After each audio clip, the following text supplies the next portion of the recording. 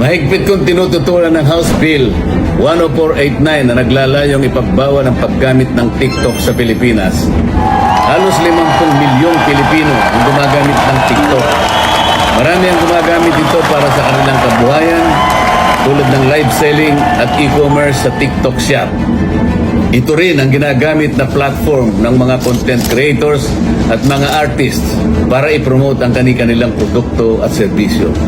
Ito rin ay mahalagang source ng entertainment, balita at impormasyon.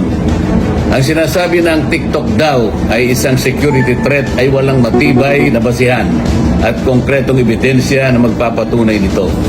Kaya tinututulan ko ang House Bill 10489 na kontra sa TikTok. Sana ay suportahan ninyo ako sa laban na ito.